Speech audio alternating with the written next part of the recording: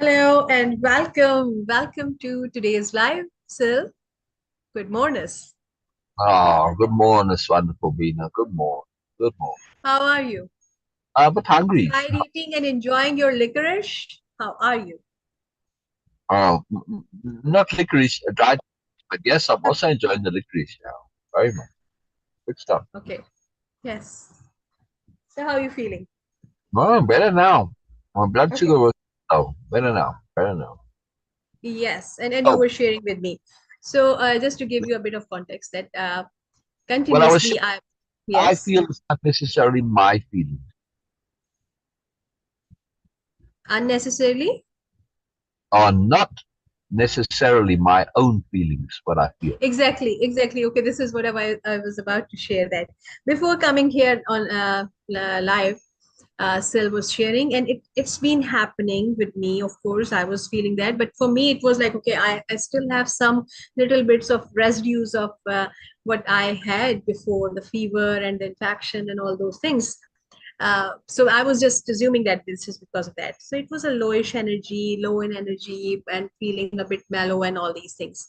And today, still feeling that okay, he says that okay, I'm feeling a bit sad, and he says that very clearly. And then again, he mentioned that this is not necessarily my own feeling. Um, This, of course, this can trigger up and opens up a big Pandora box here because the feelings and not having your own feeling and still having feelings is a big deal.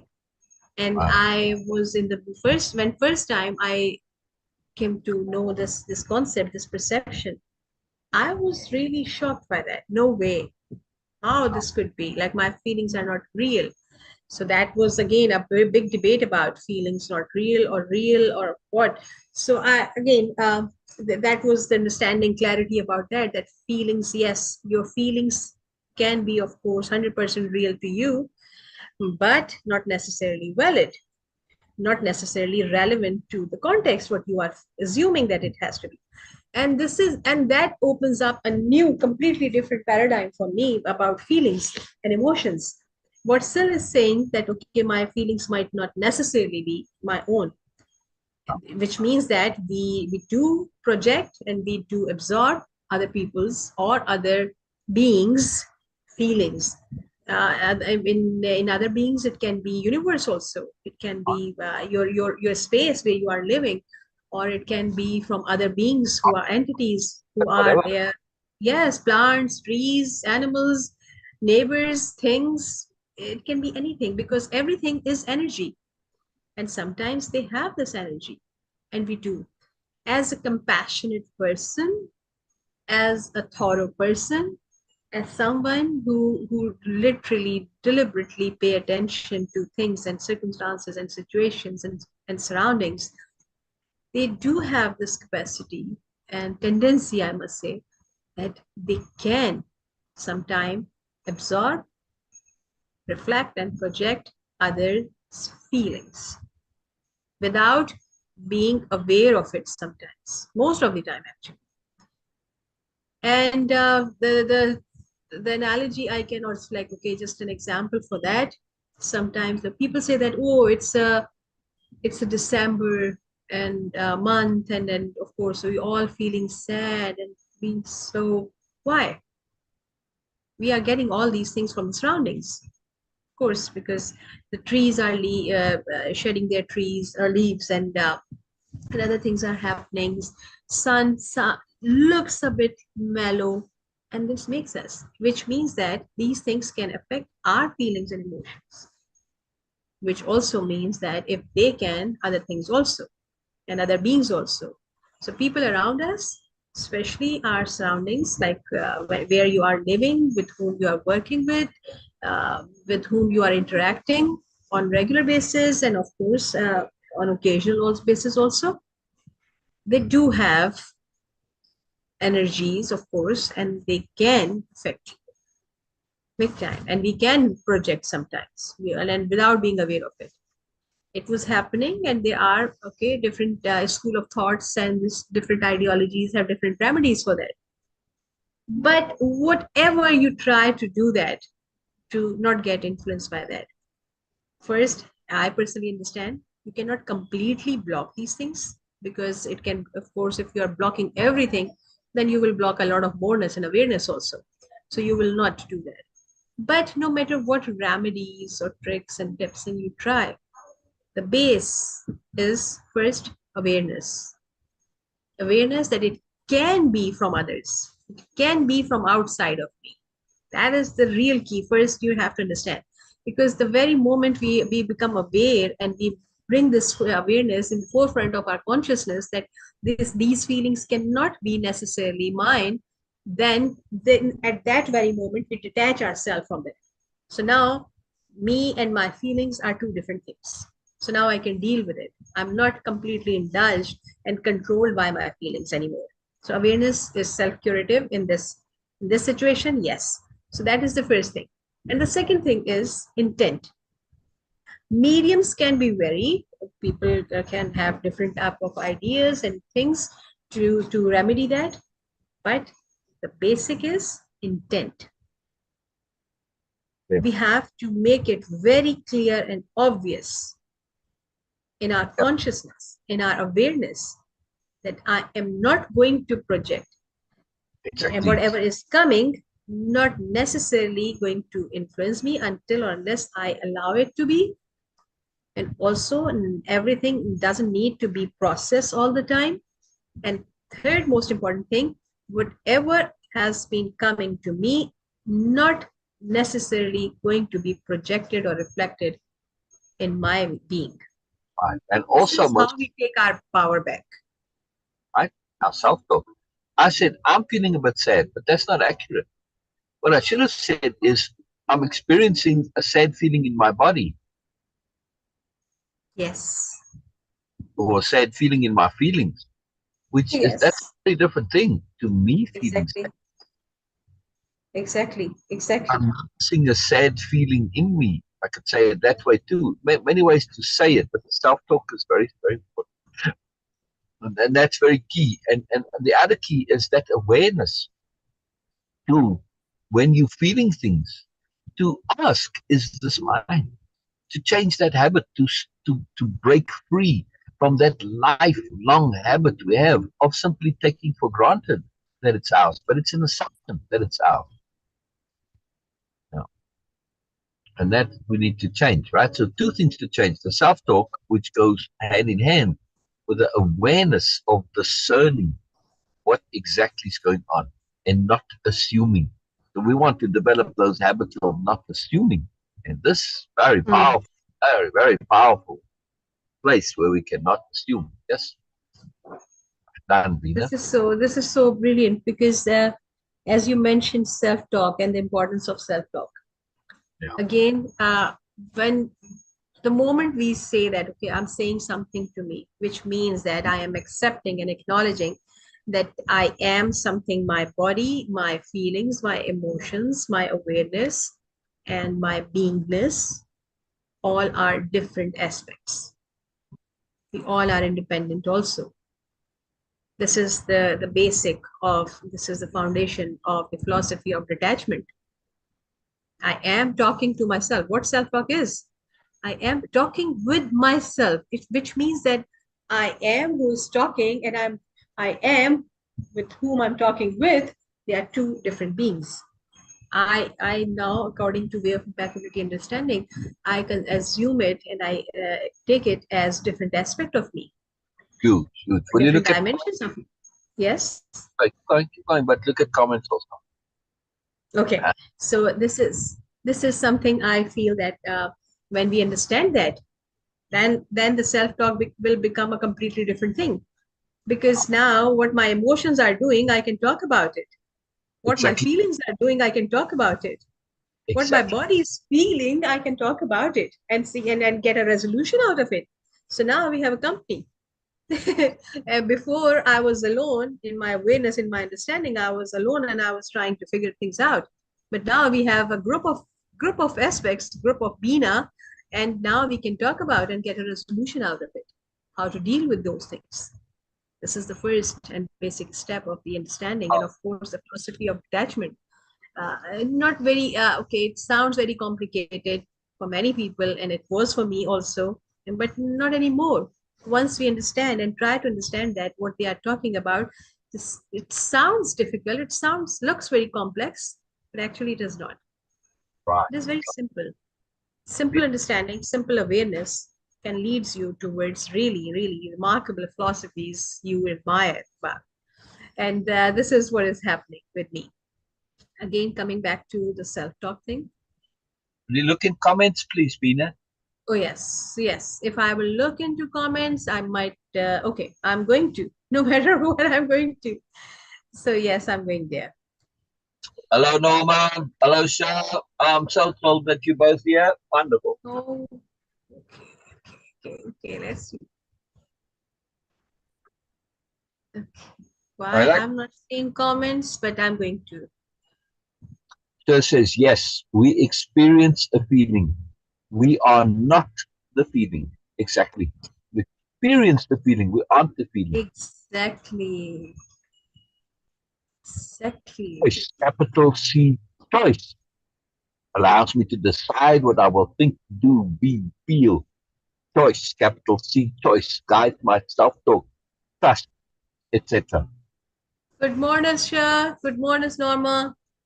Yes. Hello, Amran. Yes. Wow. Okay.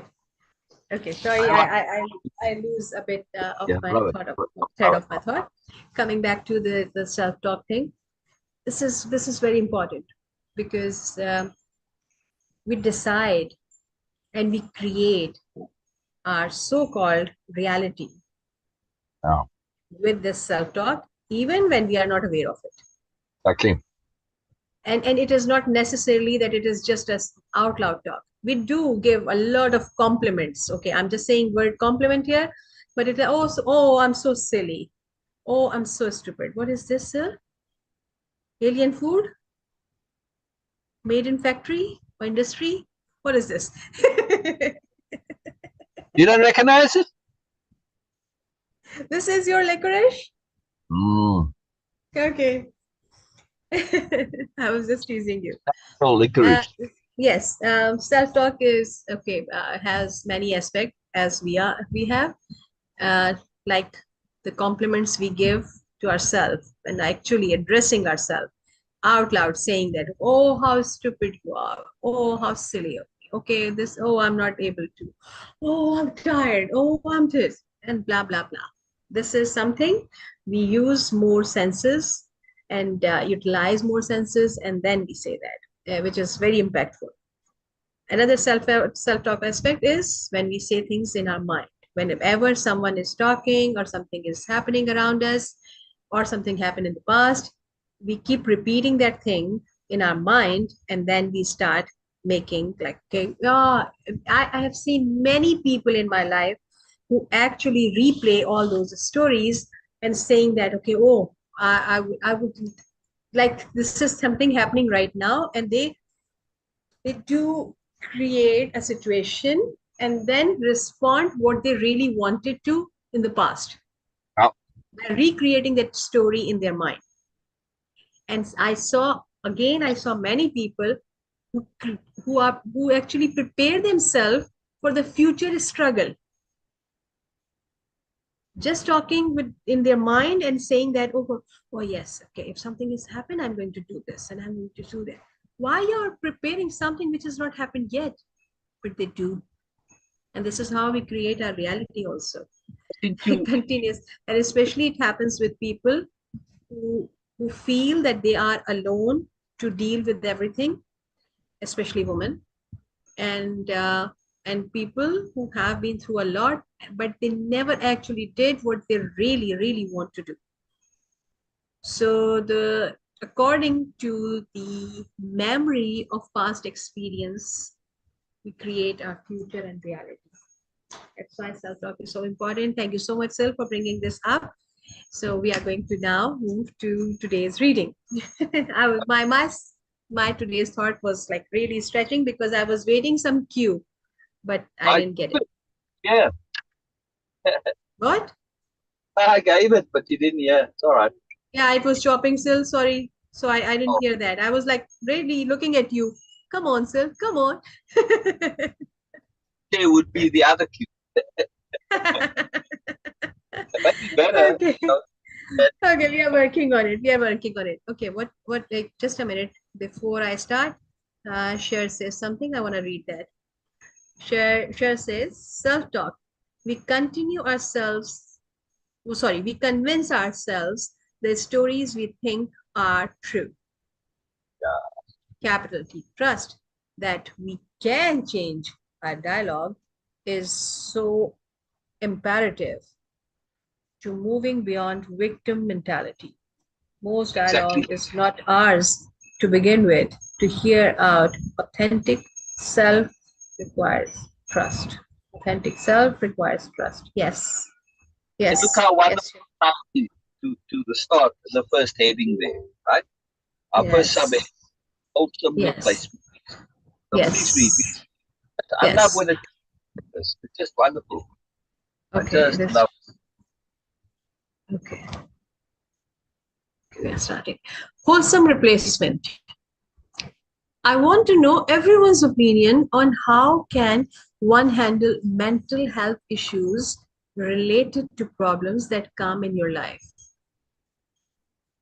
along the way that really stress or mess you up for the time being, which seems like forever. Oh wow. Wow. yeah, yeah. Now the question is asked a bit brokenly there, right? It's not well Yes. written. Uh, Yes. one assumes they mean that don't mess you up,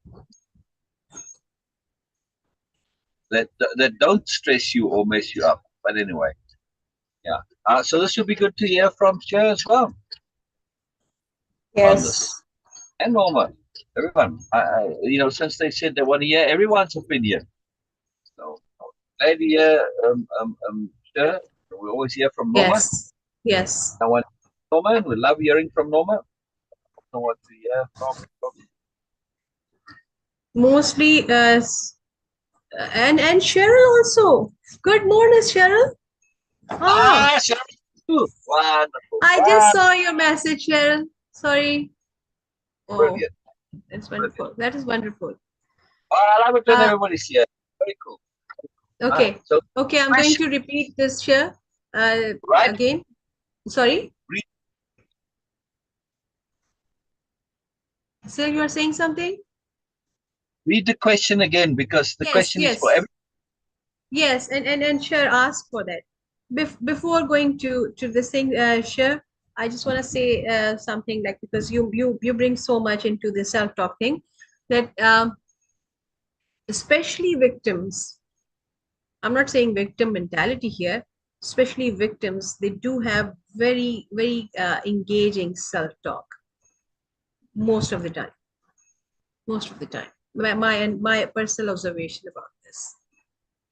Okay, wholesome replacement. I'm repeating this question, sir. I want to know Yeah. everyone's opinion on how can one handle mental health issues related to problems that come in your life along the way that really stress or mess you up for the time being, which seems like forever. Dear questioner, this is a deep and powerful question and needs to be looked at from the perspective of the entire person. All too often and usually the issue is dealt was on a symptom by symptom basis. And usually the issue is dealt was on symptom by symptom basis. This may provide temporary relief, but it will not deal with the underlying issue, and thus the problem will resurface, sometimes in the same way, sometimes in different ways. The remedy is to deal with the underlying cause, and I don't mean going to the source of trauma, although that can be a part of it, but going even further, going to those parts of the self which determine how we respond, react, feel, believe, assume, associate, infer, and otherwise construct our inner reality. Wow. Yes. Wow. Construct our inner reality. Most powerful sentence so far in this thing. Yes, we do. We all know I want people behave differently to the same thing. Why? Because of that inner structure of self. The mechanisms in place which determine how exactly we respond and feel and deal with matters, especially those mechanisms which create beliefs and assumptions and expectations and associations in us, and which create habits. It's habit which holds it all in place, and it's habit which prevents change when our behaviors and beliefs, etc., don't work. Thus, the remedy is twofold. First, it is to replace the underlying structures and tools and mechanisms of self, those which determine how exactly we react and respond, those which determine how we come to believe and assume and associate, etc.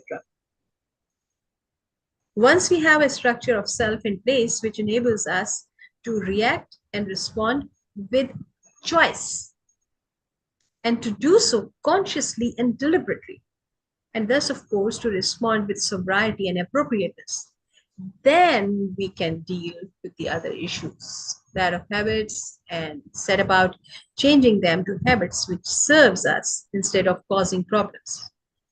And here also, we need tools of change, with which to do so, as well as to tools of living. A tall order, it seems, but fortunately, such replacements and tools are available. Of course, such deep change is not going to come overnight. And in our modern society, we as in the habit of looking for those quick fixes and end up in perpetual loop of problem quick fix. But this is not desirable and tends to deteriorate. Deteriorate? Let's say it again, sir. material, Please. material. Deteriorate. It's a difficult one for me. I'm going to say that again. Deteriorate. Say it again, please. Oh, second syllable. Yes. Deteriorate. Deteriorate, deteriorate, deteriorate. Okay, thank you. Deteriorate over time, making it more and more difficult each time. The only way to really and truly deal with this is to invest in the time and energy needed to truly acquire real and lasting self change and life change. This is possible and available, as I myself can attest to this from first-hand experience. Biella. Wow. Wow. Oh, wonderful art. Now look But how wonderful Sher encapsulated and gave us a précis of the whole chapter. Right? yes. And I feel, yeah, yes, very loaded and layered questions, Sher. Yes, yes, absolutely. Oh, no problem, Norma. No problem. You charge the phone. No problem. I just want to add something here because I had a question. I don't know now for 2 years it was there and it was pending. And questions are so important for me, especially of course unresolved questions are so important for me. Unanswered questions. I asked Syl and of course many other people that why something happened. Like okay, that was the exact question was. Uh, Everyone in their life we all get a lot of positive and if not positive a lot of neutral comments, things like okay Yeah. yes, and usually not very negative comments. But if you listen to stories when people say that okay yes, I was going through a lot because someone like 25 years ago in my childhood or 30 years ago in my childhood, someone says just a single sentence to me and that really hurt me and that really it gets really penetrated. And then that was the sentence, that was one remark, one comment, one compliment, of negative compliment now, but uh, that was actually designing my whole life. And I was asking Sil, I asked him specifically that why just one sentence or from one random person becomes so powerful that actually it just paint all our life, construct our whole reality, but all the other 99 positive, encouraging, uh, powerful comments and yes, comments never get into our consciousness and really, really into that. And I was asking question that, okay, why is it? Because that the land was already fertile, and in that particular moment that person by luck, by chance, randomly just come and give that seed, and that seed planted and becomes like a really grown up as a huge tree, or or or something else is happening. Today Biella actually respond to that. Yeah, Okay, I got an answer for that. yeah. How I'm we respond, yeah, we say I'm to and hear from. assume. Sorry. Oh, sorry. No, I thought you were done. Keep going. No, so we assume things that it is coming from outside, and we just create one excuse for that. That one respond, that one comment actually made this. No, how I respond at that moment, that was the real issue. And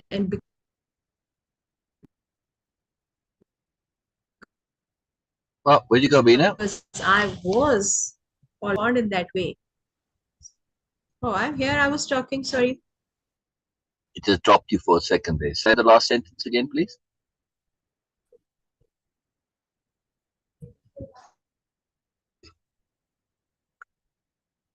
Repeat your last sentence, please, Beena. Oh, Okay, can you hear me? Okay, not in that appropriate way. That my mind was already convinced to do all those things. I was responding exactly like I was creating I'm creating my reality now. I responded to that comment. Otherwise, that comment would be just nothing. So yeah. yes, thank you so much for that, Biala. Really Yes. powerful. I, Okay. I'm, Yes.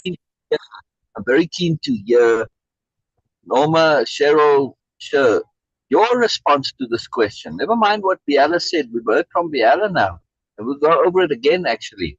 But I want to hear how you respond.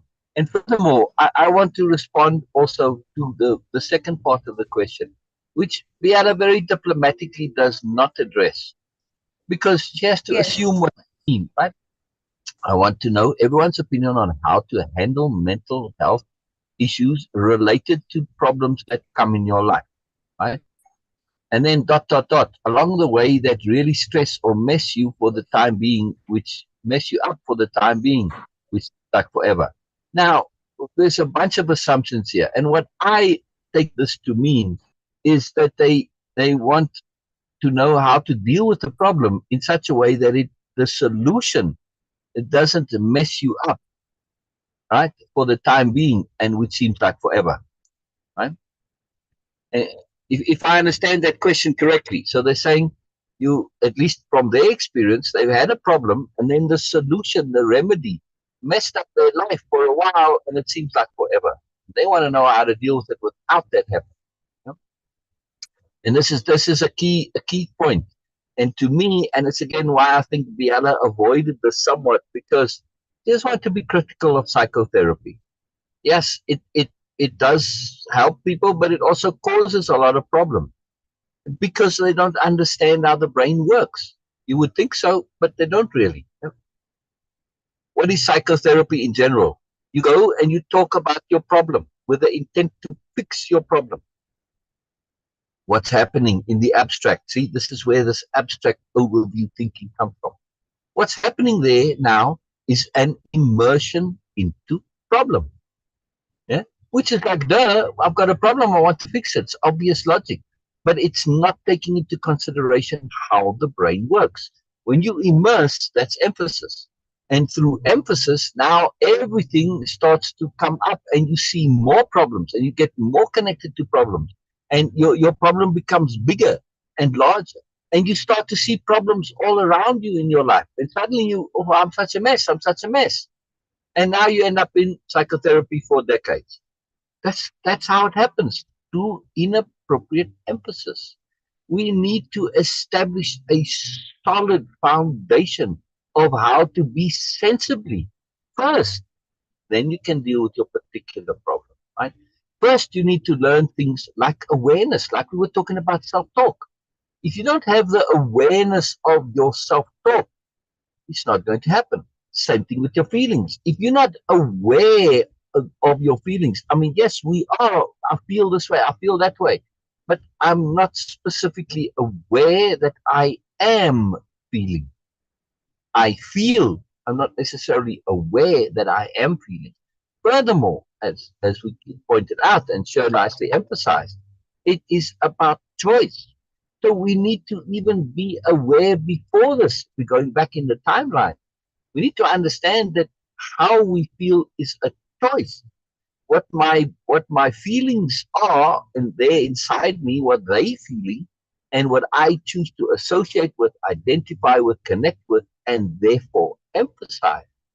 This is my choice, but it's not something we've been taught. Completely not. We feel according to, well, if it's a nice day, you feel good. If it's a rainy day, you don't feel good, which is complete nonsense, because I know Cheryl loves the rain, like I do as well. Yes, I mean, Beena too. We love the rain.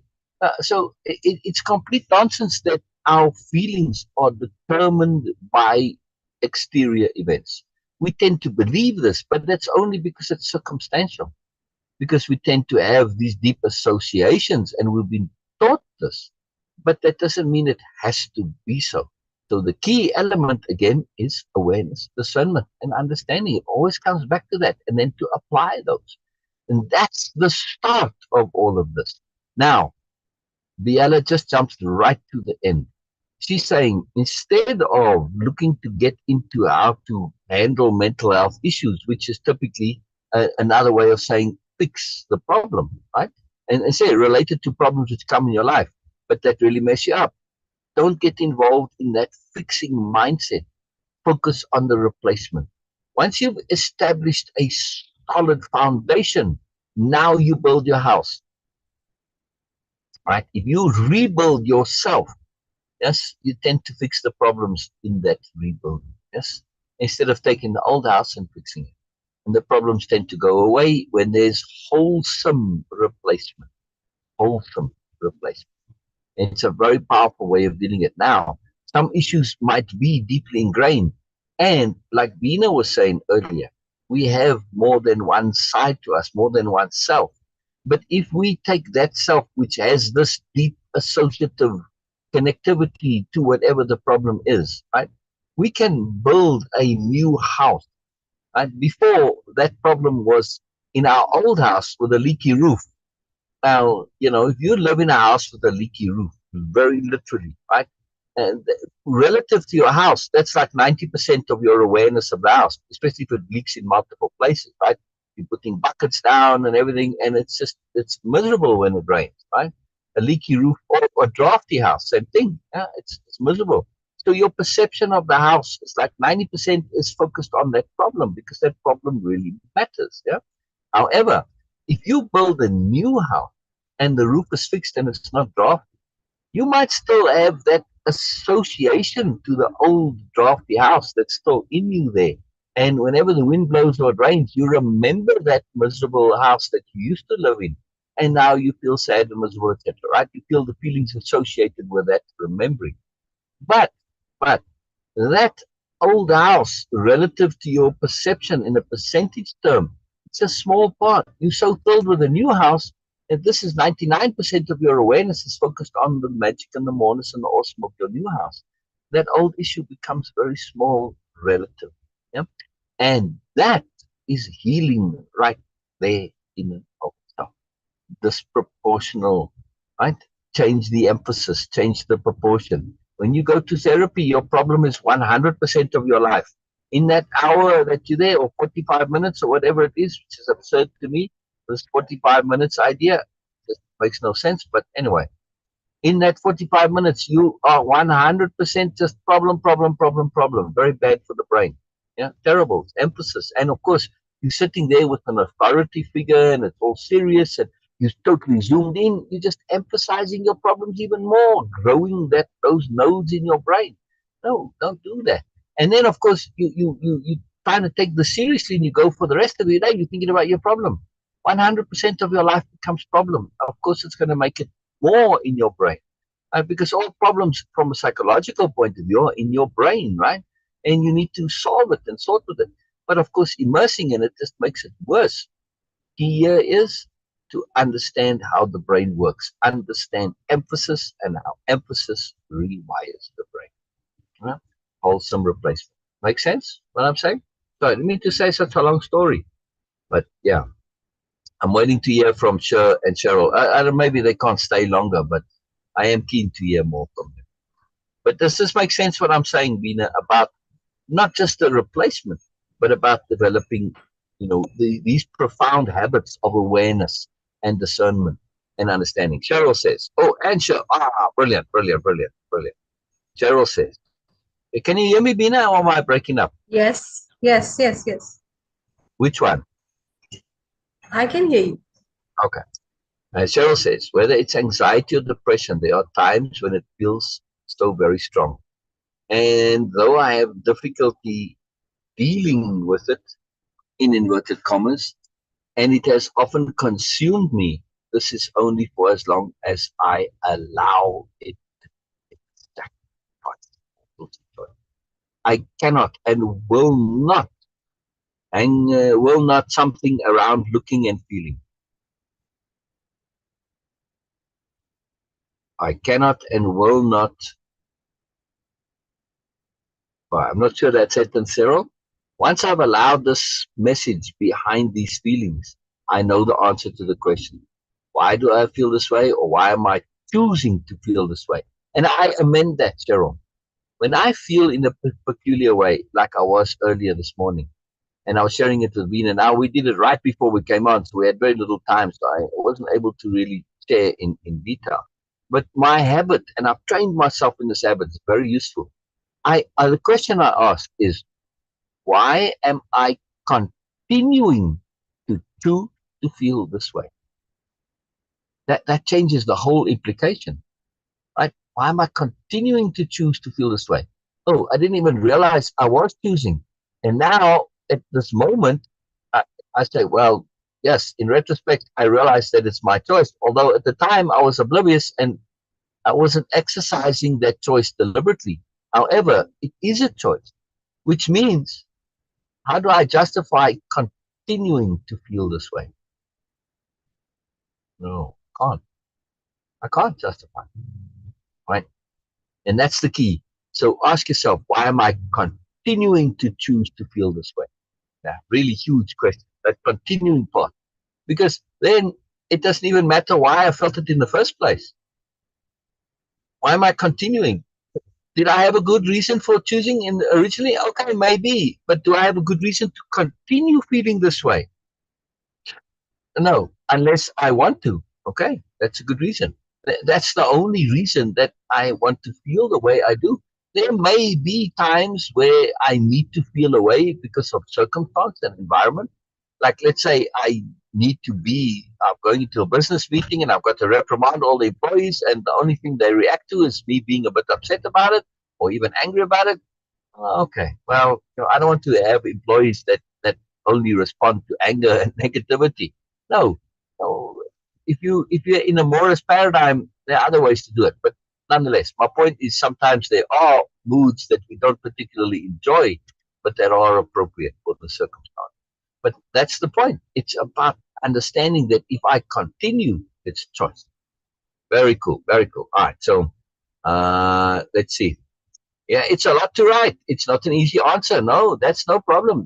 That's why we're here. You guys take your time. And of course, you can always come on Zoom, of course. Also, by the way, you can call me if you don't want to come on Zoom. You can call me on the phone. I set up a special phone number for people to call in. It's fairly new stuff, but it's there at the top of in the heading, in the things there, the number. All right. So Sher says, I believe, and it's been my experience, we react or respond based on the interpretation of what we heard, based on the interpretation of what we heard. Absolutely. Absolutely. We are almost always interpreting what we heard. This is why the habit of repeatbacks is so powerful, especially in a relationship. Yes? When Bay says something to you, right? Your partner, your loved one, Bay, right? Uh, you say, and what they say to you, right? Say it back to them as a repeat back and ask them if you understood them correctly. In other words, check your comprehension. Check your comprehension. Now, let's say Bay has said something not nice, something negative, something miserable, something ugly. Or let's say you're the one. You're in a mood and you said something which, you know, in calmer times, I wish I hadn't said that. Right? Maybe feel a bit bad. But now let's take it in real time. Let's take you the one that's the problem, and you say something, and your partner gives you a repeat back of what you said, and they do a really good job, and they repeat very accurately this what you said, and you say, "Is this accurate?" In that moment, you've got to say, "Well, you're kind of, but I know that's what I said, but that's not what I meant." In other words, you have that opportunity to have a take back seat. Yes, take it back and say, right? When you hear your own nonsense coming back at you, it's sometimes very hard to hear, but then you kind of feel bad. But that repeat back, it gives you or gives your partner, it gives them a time and a space and an opportunity to update and adjust. To say, no, wait, I know that's what I said. Yes, your repeat back is accurate, but I'm sorry, that's not really what I meant. I didn't want to say that, and it came out horrible, and etc. You have an opportunity to fix it, other than just reaction. And now you react negatively, and the person feels attacked. They don't even realize they started it. Yes, it's like Dennis Semena said. Yeah, but he hit back first. See, in our brains, we're never the one that starts it. Huh? Yeah. So that's very powerful. So yes, this interpretation, Sher, what you say is very powerful. Let me read Sher's comment again. There's more comments. This is fantastic. I love this. I believe, and it's been my experience, we react or respond based on the interpretation. I'm adding the emphasis there, but this is hard to do emphasis. Interpretation of what we heard. How do I handle mental health issues raised from a problem? First, I acknowledge. Then accept I feel a certain way about something. Next, I learn to understand my thinking as it relates to my association of past or present. Past to present. I understand how I think, feel, and believe is my choice, not the choice of others. Yes, not the choice of others. Also, I never need to be fixed. I only need to be aware, use my discernment, and understand to step away from fault. Last, I focused on what I can do and be. I can be deliberate and unbound. Beautiful, sure. Exactly.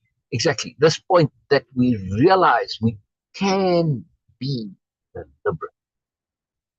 We can. And once we realize that we can, how do you choose not to be? Once we've come to realize we can be deliberate, it's almost impossible to stop being it unless habit puts you in a bubble, right? But when you're conscious, you can't be undeliberate when you know that it's your choice to be deliberate. And of course, that needs to be unbound. Joe says, gosh, it's a lot to write and it's not an easy answer. No, it's not.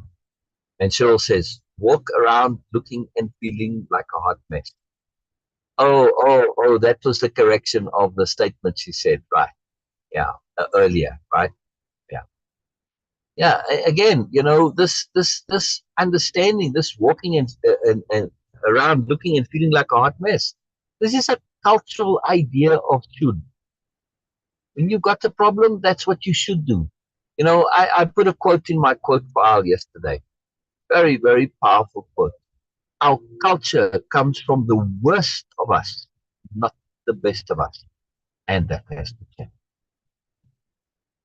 A very powerful understanding that all of these shoulds, they come from the worst of us. Who made it a should that when you've got an emotional issue, you've got a problem, you must walk around and looking like and feeling like a hot mess? Who said that?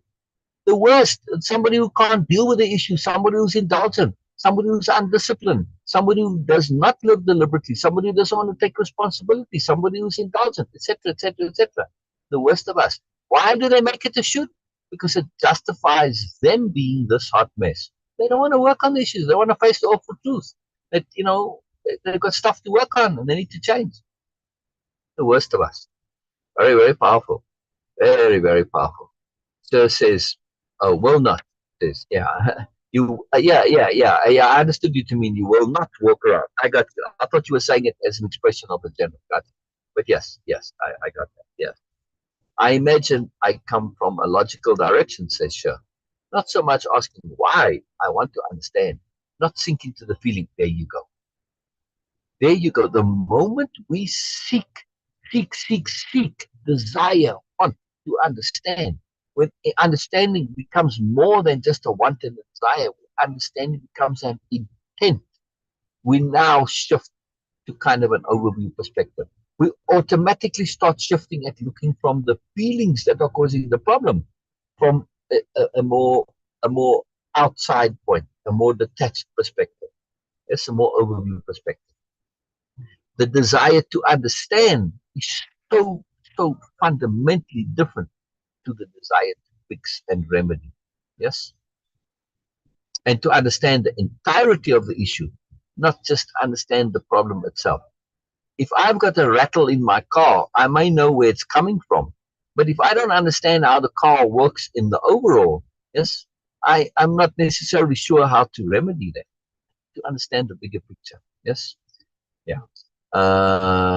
Sher replies to Cheryl. So you unwrap and understand as well. Yes. And Cheryl says, I have wondered at times where these feelings and behaviors get their strength. Yes. They get their strength from societal pressure, culture, from that, conformity of everybody putting it together. Yes. If we, in other words, we went over this yesterday too. If everybody does it, it means it's okay. No, it doesn't. But this is what we believe because it comes from way back when in the day. If everybody believes it, like eating the berries, the example I used yesterday.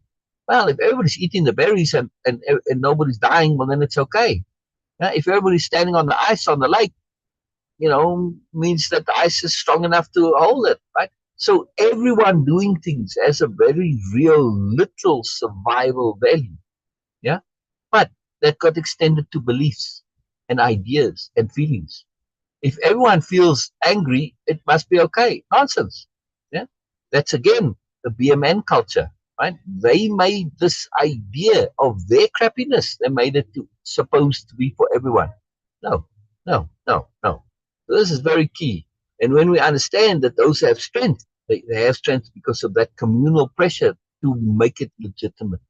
They want the illegitimate to be legitimate, to excuse and justify and rationalize their own nonsense behavior. Yeah?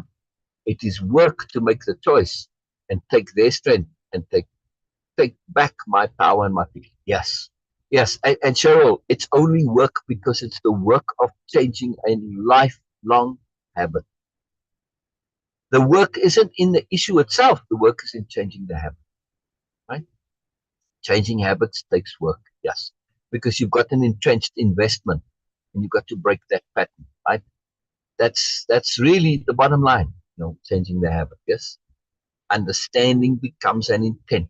When that does, exactly, when understanding becomes an intent as well as the intent to awareness and the intent to discernment, particularly understanding, because if you have the intent to understand, yes, then you're automatically going to develop awareness and discernment. Furthermore, if we take that understanding and we truly understand, we also understand that without application, it's meaningless. So when we really have this deep intent to understand, it automatically translates into application.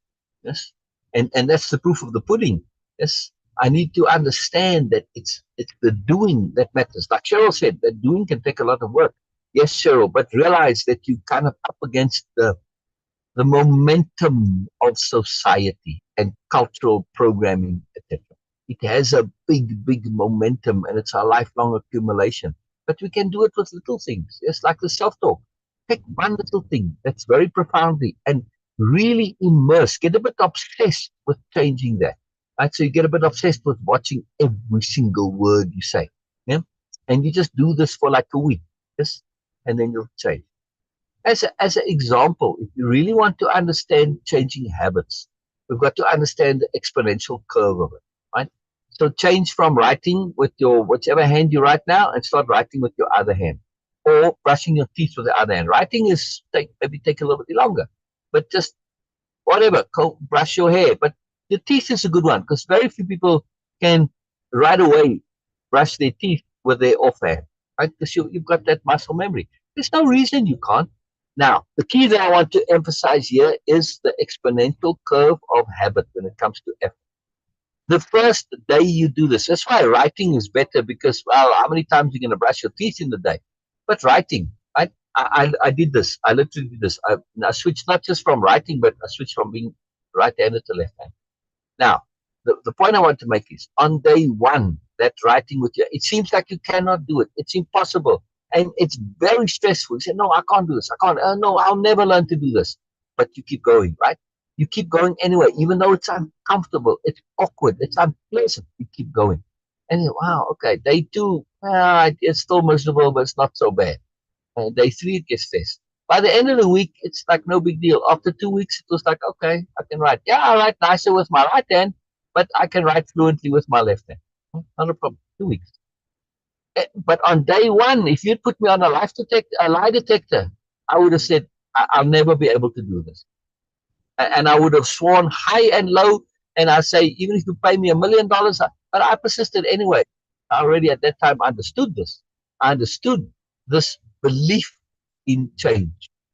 That when we start, it's this disproportionate belief that it's impossible. And that's what I mean, it's exponential, right? It's like a reverse exponentiality.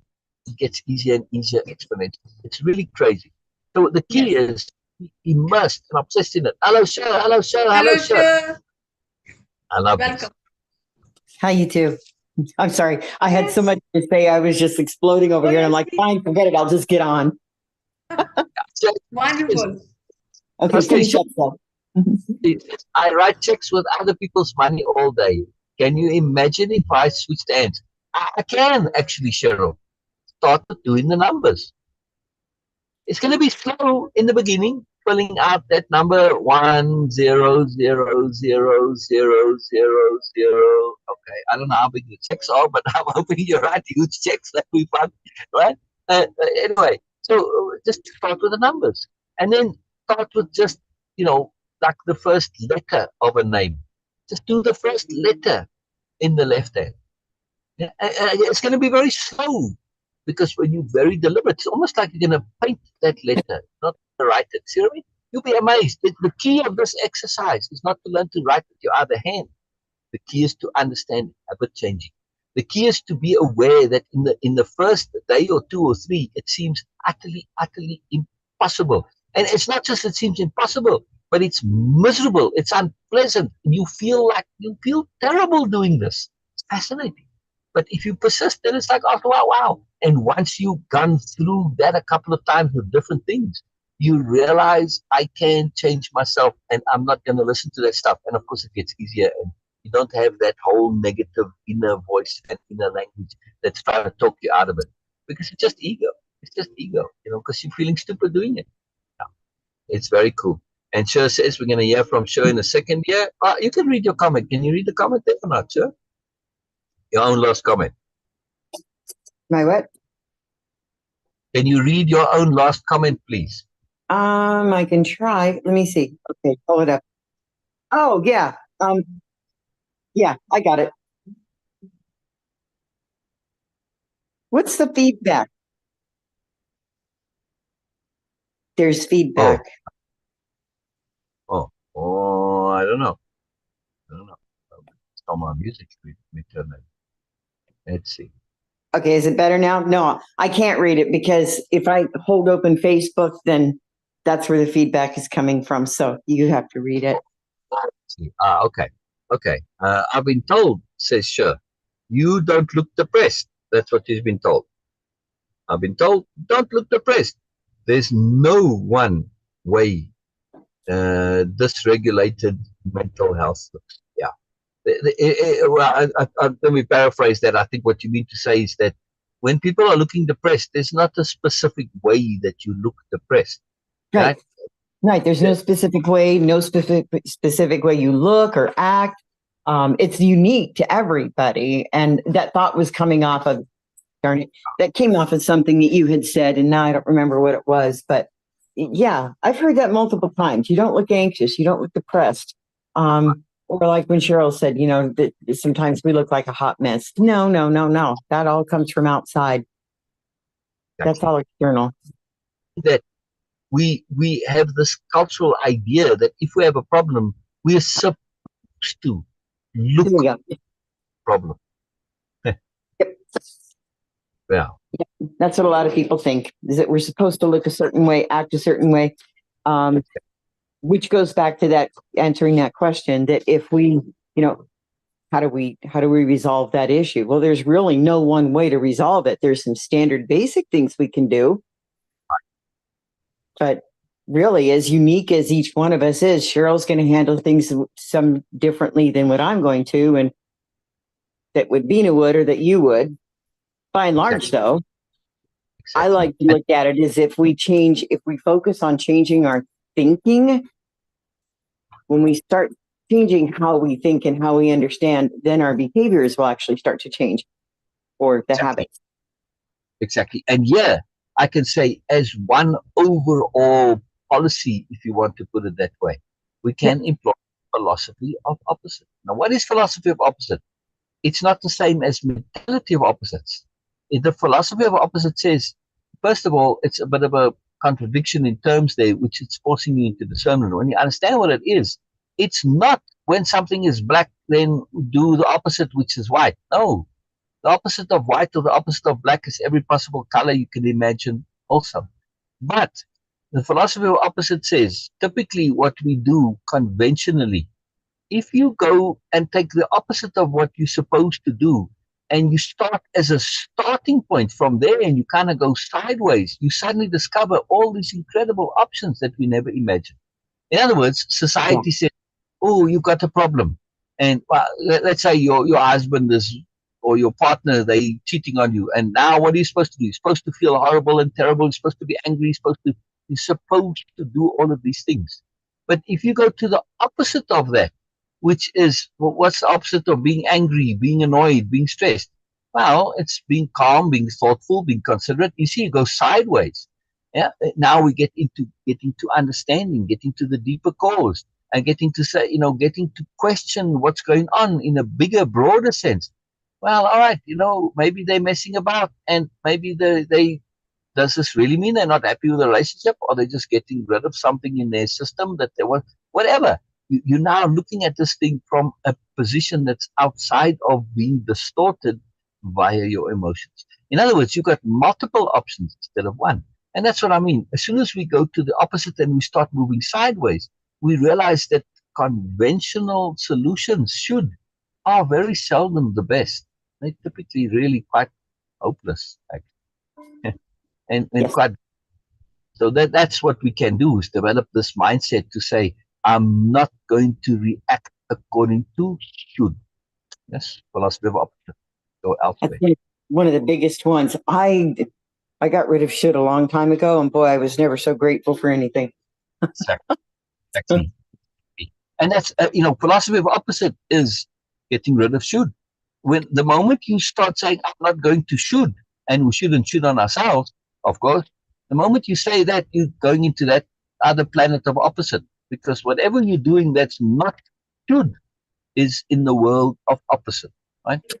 It's another reality. Opposite here in the philosophy of opposite is like another reality, right? It's not literally the opposite, right? And that's part of philosophy of opposite, is to understand the mentality of opposites, which says if something is not black, then it must be white. That must be. Yes? Which is rubbish, of course, but a lot of people believe that, incredible. It's incredible how our brains are so. Just because most things have opposite doesn't mean that all things are. And that's a spectrum, that opposite range. Sometimes you can jump right out of that and behave in an entirely different point of view. For instance, like reacting to bad behavior from your spouse, your partner, your loved one, right? We say that the spectrum is, well, accept or agree or disagree. That's the regular should. It's a spectrum, in other words, of opposites. But we can jump right out of that to understand. Mm-hmm. And man, does that make all the difference? It makes all the difference. Once you understand, especially when you understand from an attunement point of view, so many things that happen from an attunement point of view that come at us, we're like, oh, the universe is really trying to wake me up here, but there's a deeper, moreness reason to this. Yes, that's fantastic. It's angry or not, maybe the universe is telling me something else entirely, right? It's very powerful, very powerful. Things that we didn't consider. Where'd Cheryl go? Cheryl, please try this. Please try this, right? With the writing. The key is, it's not about, again, about the writing, but it's about uh, understanding what changing habits takes. Initially, to change a habit, it seems impossible. But all we need to do is develop the habit of perseverance and a bit of discipline and a bit of immersion. And yes, it's difficult at first, but it rapidly becomes easier, easier, easier. It's exponentially so. It's incredible. And once you've experienced that a few times, then you don't have this belief that changing things is so difficult. And it's the belief of the difficulty of change that's the biggest hurdle to overcome. Once we realize, I just got to kind of struggle a bit. And, sometimes that change from that awkward feeling, it happens in seconds. In seconds. From the first word to the second word to the third word. And like, all right, let's say you're going to do public speaking. And I'm awkward. All right, I'll just go and talk, whatever. And up there, you're uncomfortable. But the moment you start talking, you get slightly more comfortable. By the end of the sentence, you're comfortable, and then you're off to the races. Not a problem. Happens in seconds. It's quite amazing. Yeah. Oh, yes. Uh, Yes. I Yes. was say, Beena and I, we do this every day. We don't Oh, prepare. yes. Like when I do the podcasts, there's no preparation. I know my topic, yes, but I'm talking about stuff that matters to me, that I know about, that's real to me. It's not a problem to talk about it. I know it in detail. I can't remember it all in my head in the fullness of it, but once you get going, A leads to B, B leads to C, and then it connects back to A, etc. Your brain is a wonderful thing, and really, this changing of habits, it boils down to self-trust. And when you do this a few times and you're really disciplined in pursuing through the discomfort, your brain is going to say, oh, you actually did do this. And I remember it was so difficult, and really do remember how difficult it was. And then it became easier, easier. Remember the whole process. Because next time you start and you get, it's difficult. So, remember last time. You thought it was difficult. And then you learn to trust yourself that you're going to be able to get through that initial difficult period. Right? And when that happens, now we've got power. Now we've got power. The ability to do the difficult and just simply persist through it and not assume the difficult is eternal. That's the key. That's the key. Brain fools us to thinking that difficult period is forever. It's not. Right, Sher? Yes. It's not. It's not forever. As No, you, it's not. There's a very, lot of things Um, I um, used to say. There's a lot of things I used to tell myself that I couldn't do, or that I wasn't, or that I was. That honestly, after we started really working hard with should and the philosophy of opposites and just basic understanding, drilling into me, it's all about understanding. Well, things kind of really started to happen and change after that. So I'm a big advocate now, a huge advocate of the understanding, awareness. yeah. Sorry, I'm trying to speak at the same time. It's so huge. Cheryl says she has to step away. She's got clients. Yeah. Tell your clients, say, welcome to my dream, and see what they say. Yeah. We did this when we had stores. It was a little tiny store. It was the first store we had when we came from the flea market. A friend of ours was also doing the flea markets. They'd opened a store. It was kind of an indoor mall in an old bowling alley, and there were no ceilings. Just they put up drywall and made these little stores. And that store was like a 10 by 10 store, indoor. So very tiny, right? 10 foot by 10 foot, very small. Baba Cheryl. But anyway, this point about telling welcome to my dream, right? We're really discussing this point of fluid reality and how we create our reality. Yes. and this idea that our reality is just a very real dream. So people would walk into the store. Now this is in California, and we'd say, "Oh, welcome to our dream," and people would just love it, and they would connect in very positive ways to it. Now, in later years, I realized that some of them I didn't click at the time because we had such a deep intent with what we meant. Capital H hearing was still in development. This was a long time ago. And, and I think some of those people meant that, or took us to mean that the store is our dream. Like I have a dream of opening a restaurant, that kind of a dream. But we meant it in a more metaphysical aspect. And some did relate to that and took it that way. But the magic of that experiment, and I was very keen to try it, it was about cues. We said, what the hell are you talking about? And, what is this? What do you mean? I don't get it.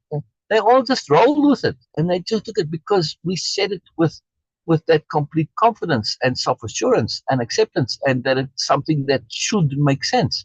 We cued that. And they all responded very positively to it. It was quite amazing, actually, the amount of positivity that came from that and how many doors and conversations it opened. Now, it was quite something. Quite something. I don't know why I just popped into. I'm keen to hear more from Sher also. What she was, because Yeah, she says that. No problem. Yes. No, please. You want to know, Beena? Ask Sher, please. Yeah, because you were saying that, okay, it's too much to actually type. And that is something I really want to know, because she mentioned many important point in her comment there. So that's why. Please, Sher. Yes. I'm here, but what was your question again, dear? Okay, so my question was just about the self-talk and the victim mindset, because you mentioned that it's a lot there to type. So please do share about these things, because why I'm asking again, first, it's a question. Second is that every single time when we do pay attention and emphasis, deliberative emphasis and focused attention, it gives so much clarity to me. Right. And I'm keen to do more precise self-talk with myself. Okay, coming from Misi, recalling. This is coming from recalling, because I am no longer gratefully in the victim mindset. That left me. I moved out of that years ago. And something to say. But when we are in that victim mindset, like say after some type of tragedy has just happened, or something very, very upsetting has been said to you, like you had mentioned. Yes. So somebody says something to you and you feel wounded, you feel hurt.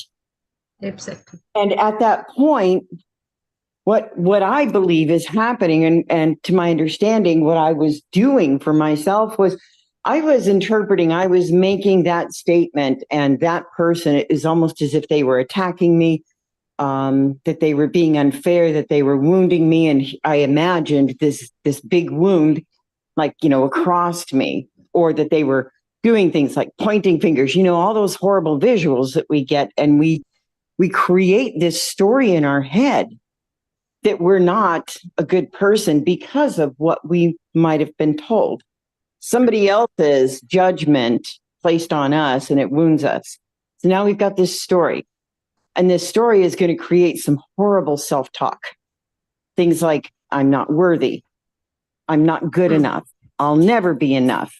And we perpetuate, at least I did, and I know a lot of other men and women who have too. Oh gosh, my customer's here. Hold on. Okay. Come on. Okay, 2 seconds, guys. Come on up, Brittany. I'm on a. Maybe you can bring Brittany too if you want to, or whoever's there. Hold on a second. She has to try on a dress. So. Okay. No problem. I'm really. This is really interesting. Take your time, Sher. This is really interesting because Sher used the word wound and wounded, which actually explains a lot to me. Where we get wound in any situation, we will get wounded wherever we are vulnerable. So we get wounds there. And more? yes. No, go ahead. No, please say. Oh, I was going to say, and more so, because this really struck me. If you listen to when Sher started to say that, how she used to feel, if you listen to it through the lens of should and through the lens of our culture coming from the worst of us, everything that she felt she should feel comes from somebody who has legitimized being insecure. An insecure person said, you should feel this way. And that's what Yes. that's what she believed that she should feel. Everything that an insecure person is trying to make you believe you should feel in order to legitimize and justify their insecurity. Be amends. Yeah? Yes. Ends have determined our culture, right? Oh, sure, it's Well, back. Yes. unfortunately, they have also determined what a victim mindset or mentality should look like. Precisely. So I know what Beena was saying is, I understood her question at first. It's like, how does something so, well, what can be simple, what's seemingly simple to someone else, be so wounding Yeah. to another person? A lot of that, in my experience, Beena, comes from, honestly, Yes. that mindset and that survival mechanism that you develop as a child. Because even if you come from a really good, healthy home, we all have that innate drive to survive. Yes. Yeah, we all do. It's all there. But some of us are going to take that survival to an extreme, which means that, to us, to me, humility, humbleness did not exist in my life, but subservience did. Lowering myself did. That was how I survived, was to make myself less than Yes. others. Always. Yes. Then if I made myself less than, I was going to survive and they were going to like me. So appropriate and it never gets so clear. Syl, we can't hear you. Sorry, we can't hear you. I just said, No did you sound. ever said it's perfect? Yes. Yes. Sure. What you just shared. Syl used to, of course, he shared many times about that. The problem is sometimes not the lessness, but the moreness. And in most cases, actually, we don't deal and we don't struggle with our lessness, but we do struggle, especially as a child, especially as a beginner. Not necessarily a child, but as a beginner, it can be at any stage of our life. We do struggle with our moreness because moreness is not uh, necessarily 100% with everyone in every aspect. Of course, everybody do have, but not in every aspect. So when we are surrounded by people or in a situation and circumstances where other people's don't have that particular aspect moreness in them, we feel as a beginner or a child, in other words, we feel as something not right with me because I am not exactly matching like an ugly duckling there. Even though this is a sparkling, shiny, beautiful moreness we have, but we take it as like, okay, I'm the ugly duckling here. I'm the outcast here because, and I need to diminish this because otherwise I will not be included. And it happens, of course, because I have seen many times that people uh, treat children who really understand things quickly as, oh, she's too sharp, he is too clever. They are not cute for them. That's why they are not worthy of love and attention and affection and care and protection. No, because you are too sharp, you are too clever, you do understand all these things. So, no, yeah, I don't know that. Okay, the mean and the other words they have really, because and I have seen that, and I have experienced that also because I was too clever as per my age, according to my age, for many people. So my younger sister was very cute, but Beena is no, Beena is not because she's too far ahead from her age, and she's too clever, she's too intelligent. But they never say intelligent; they always say, "Okay, she's too clever, she's mean, she's," and all sort of negative things. And I was, and my height was also growing, so I just learned to squeeze myself because my friends, my cousins were not of the same height, so everybody was treating me as someone grown up. So what I'm saying is, what you share And what Syl always shares with, that the problem is not with the lackness usually, it is with the moreness. And especially people who understand, especially beginners or children who understand things, especially then who understand intent, but they don't know how to deal with. They understand the intent of other person, and that actually makes them more vulnerable to BMS manipulators, because they know that you are understanding something fishy there, but they do trick you for that, because oh, you understand, so it means that you are included, it means that you were initiating that, and you get into that blame and all sort of things, that okay, yes, I was not good enough, I was not innocent, I was this and that. But actually you were understanding their intent. And coming back to the central column of the today's thought, was Syl was saying that okay, sometimes our feelings are not our feelings, we just project other people's feeling. Children, beginners who are vulnerable, are not actually appropriately protected by their parents or guardians, and they are intelligent, they have moreness, they do struggle with this thing because they understand the other person's intent. And when they start projecting, the BMNs start blaming them. And by blaming them, because they feel that, okay, oh yes, I did something very wrong, something sinful, something bad, now I have to obey, because it's a non-verbal blackmailing. Yeah. And this is how they get manipulated. So this thing was, today's topic was that okay, we do project other people's feelings, emotions, and things. 100%, 100%. I can now understand that when you shared something, and now it is all coming together. That especially children, or especially beginners who are not really able or skilled to deal with all these projection of other people's feeling, they get trapped into situations like this, where they get all the blame and accusation of this child, this person who was initiating, they had this bad intent, they were involved with that. Yeah. Amazing. You know, it's interesting that you say that, Beena, because when I don't understand CJ, when I didn't, Yes. I should say, when I didn't understand, or when I didn't understand how to understand him, there was a lot of projection, my frustration, my confusion, my whatever, you know, all those dark Yes. emotions, they Yes. come through, even though I don't think that they're coming out, they do. And so he responds then to me, to my energy, to whatever it is that I'm saying. And Syl brought up a very good point. Listen to what I'm saying. It's not always specifically how I'm saying it, but no, what I'm saying, but how I'm saying it. And that's that energy that's behind it, that driving. So yeah, you bring up a really, really good point there. Yes. My intent, not the word. And yeah, and then when I shifted that intent to a hard line, I'm going to understand this. I'm going to listen. I'm going to get this right.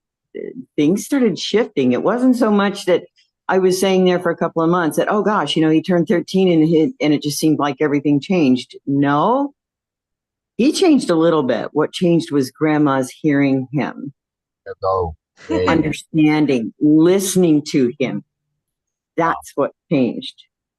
Yes. That's what changed. And now he feels like he can say what he needs to say. He can ask me questions. We have a very calm environment here.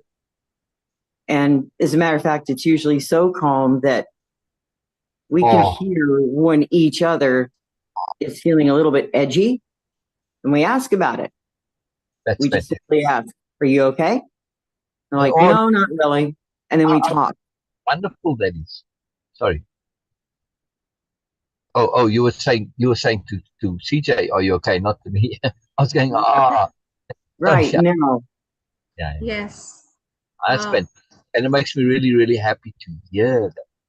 You know, this capital H hearing, it's so profound. And I would really recommend, even on top of this moreness, to practice repeat backs a few times. Doesn't mean you always have to do repeat backs, but just to do the brain a few times.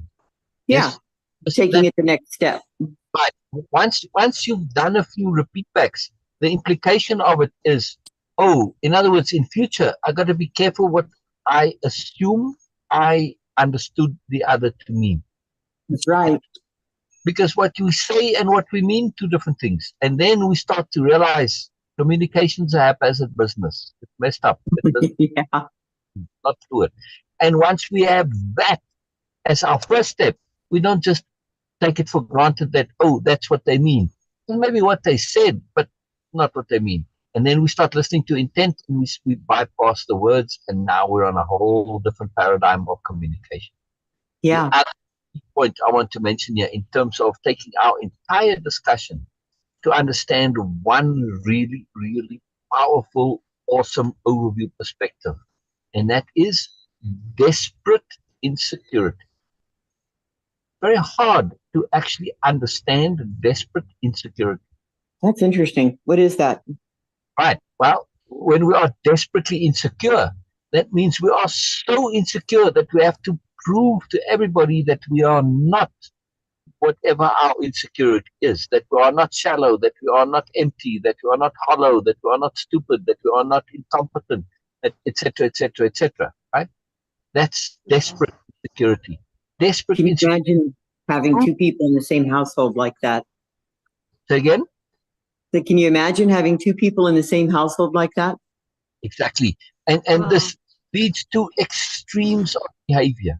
I mean, if Oh, we yeah. take for instance the average person who is motivated and ambitious, yes. Mhm. So often, and I would even say in most cases, this desperate insecurity is very profoundly involved there.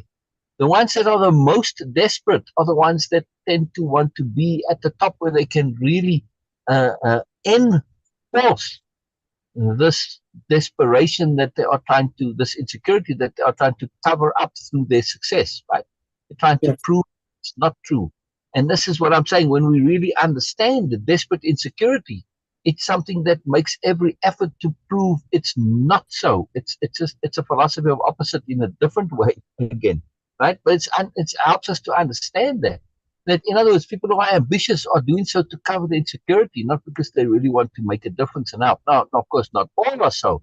There are some people who are motivated by truly wanting to help and do something. But for the most part, if you look at the typical average politician, which people have very low regard for, they are where they are because of desperate insecurity.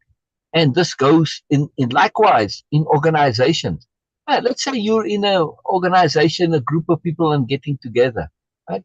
Nobody really wants to take charge because, well, it's a pain in the butt. It's work. It's a hassle. You've got extra work to do. You've got to organize admin. Who steps into that hole? The desperately insecure. Because they the ones who have something to prove. Look, I am something. Right? That desperate insecurity is a powerful motivator. And as such, they get into positions of authority.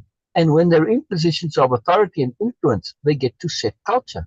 And of course, what's the culture they set? They set a culture which legitimizes what they do.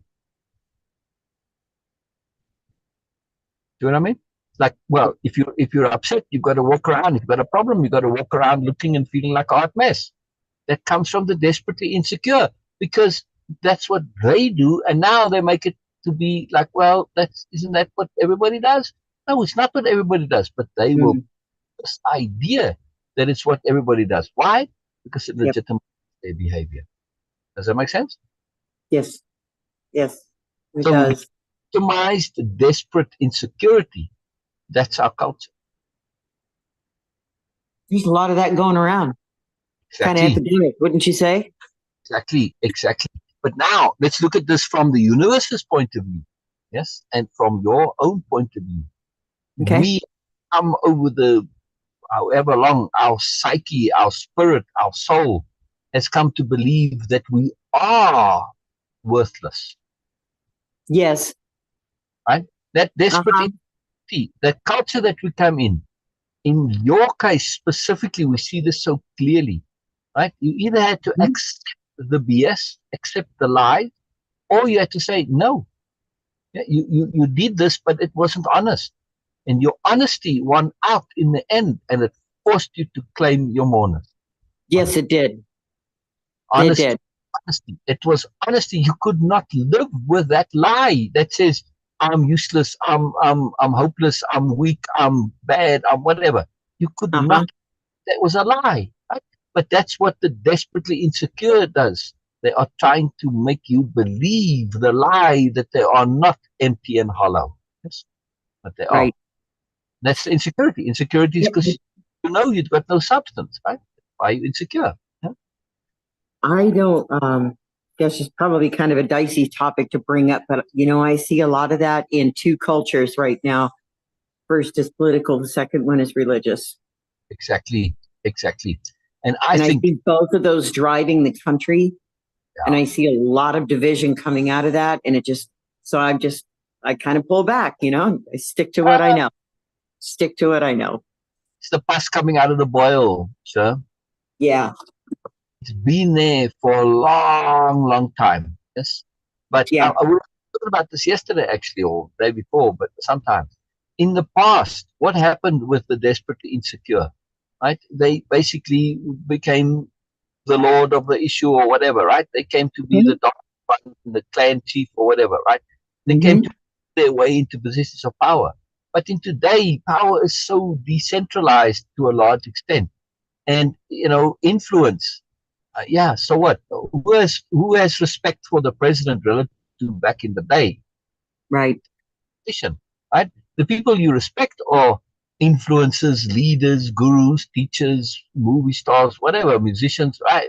Those are where, and even them, So now it's shifting into a position where all of the stuff is coming out and we getting to discuss it and discern it and perceive it. Now, of course, there are many who want to believe the lie because when they see somebody that is living the lie and is successful, they say, oh, that can be me.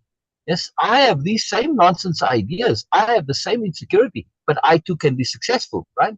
So it feeds into the ego. But of course, it longer term, it's going to implode, which is what we see now. We've just got to go through that process of where the stuff becomes open and it's become legitimized and it's sort of acceptable. It's acceptable to Right. be complete liar and a braggart and a bully and all of this stuff. But it's not going to last. It's going to backfire on you, right? In other words, people have essentially a criminal mindset and they want it to be okay because it's a shortcut and they desperately want that shortcut to be okay because the long cut, now I'm going to have to make an effort. I'm going to have to work. I'm going to have to actually learn something. I'm going to have to think about things, etc. So it's all avoidance of effort. But they believe the shortcut is valid. When the shortcut is proven to not be valid in the longer term, that's what we're in now. We're in this period of this false shortcuts being shown to be bogus. So we just have to live through it. I think it's very powerful because in the past, of course, that always happened, but there was no continuity of awareness and on a cultural overall basis, like with the internet now, right? There's a general understanding of things, and that is continuously evolving, this general understanding of things. And it's a great thing. Very exciting. Very exciting to see. So even though it's messed up now, think of it, look at the greater pattern and extrapolate that greater pattern. And we see there's a moreness to it. Yeah. Yes. Take the whole, I don't want to get political, but without I hear making you. any stance, the issue in Gaza. Yes, I was Yeah. saying to doesn't matter where you stand. So people said, whose side are you on? I said, I'm not on any side. The whole idea of being sides is absolutely absurd. There's no such thing as sides here. It's about honesty. It's about legitimacy. It's about caring for people. It's about understanding the situation. I'm against killing of civilians. I'm also Thank against you. the idea that a corrupt government is representative of the entire people. So the entire issue of Gaza is fantastic when you look at it from the universe's point of view as forcing capital D discernment. Yeah.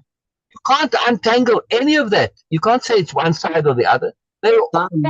And they all have a case. Yes, doesn't matter which side you're on. And there's multiple sides in this, right? Yeah, there Everything is. is both wrong and right. Got to discern people, yes. But some things are just universally wrong. Killing of innocent people. And This is children. sorry. There's no legitimization for it, right? Abuse Yeah. of power, no legitimization for it, and using violent, ridiculous methods, also wrong. There are other ways to do it. Any Yeah. terrorist always blamed all the terrorists because all the terrorists are aware of Gandhi. If you know Gandhi, then how do you justify using violence? Yeah. To your end? Sorry, you know, he was the most successful freedom fighter ever. Correct. Mm-hmm. But when I've asked I this believe question, so. and I literally posted, I think I made a post once, said, who's the most successful freedom fighter ever? And people would say, Castro, Che Guevara, or God knows what, all Mm-hmm. sorts. Because they think freedom fighter, they just think violence automatically. They didn't even consider Gandhi to be a freedom fighter. And he was. Oh, I always have. Right. Right, because I think it's so powerful when you understand Gandhi's a freedom fighter, and he used Mm-hmm. nonviolence. Yes? And that's it. You've got no excuse in today's world, no excuse whatsoever. And what about the spotted two-legged, I don't know, or spotted, let's see, what was it called? Some really rare frog. Okay, things like the spotted horn toad or something like this. Yeah, you can find many examples in nature where these species were endangered, and nobody ever heard of these species, and they're insignificant. And the people that care about this, right? They put up a big stink and they run a big campaign on it, and they promote it, and they get influences in Congress and all of this, and stuff happens. There's a territory that gets aside for preservation of this, the frog or the owl or whatever the thing is. But I'm using the frog or some insect because most people don't care about them, don't even know they exist. If you Oh, can, in other words, they get laws to change and highways to be diverted to protect the territory of the spotted frog or whatever it is. Now, think about that. If if that is possible, that could happen simply because these people used effective communication means. Yes, that's what they did. Yeah, they used very powerful communication means. They didn't use violence or anything to get this to happen. Why couldn't you do the same for your political situation? Share the truth about your situation, make people aware, use the same mechanisms, learn from the people, the conservationists. They've had incredible success in getting things to change, to preserve, they have these preserves and, like I said, highways to be diverted and cost real money sometimes. And they upset a lot of people in the business world. I don't care about the toad, my highway's got to go here. yeah. But they achieved real, actual change. Why can't you do that Kind for of your wonder if that doesn't come back to that mindset of should. precise? That to me, that's what I'm hearing. Exactly. We should handle this problem this way with violence, and then, this one we can just do on paper. Exactly. And also, when you look at the mindset of those who are involved in violence, and I wrote about this once upon a time, when you understand that this is an ego issue, yes, look how serious I am. I'm willing to die for it. I'm willing to fight for it. I'm willing to cause violence. All they are trying to prove in that desperate insecurity is how much they care. That's all it's about. And look how tough I am as well, right? Desperate Yeah. insecurity. That whole mindset of violence, it comes from the desperately insecure, trying to prove that they are okay, not weak, they're not insecure, they're not vulnerable. That's the whole point of it. Look how tough I am. It's really sad. Show me how tough you are in a non-violent protest. Those protesters that stood, and this has happened in America too, on that, I forget the name of the bridge now, it's a very famous bridge, Martin Luther King, and there was a whole bunch of them where they basically stood their ground and they just took a beating from the police, right? They used Gandhi methods and it was incredibly successful. I mean, yes, those poor people got beaten up, but that's showing that you're tough, is willing to stand up for your beliefs and take a beating, like the people in Gandhi and his supporters.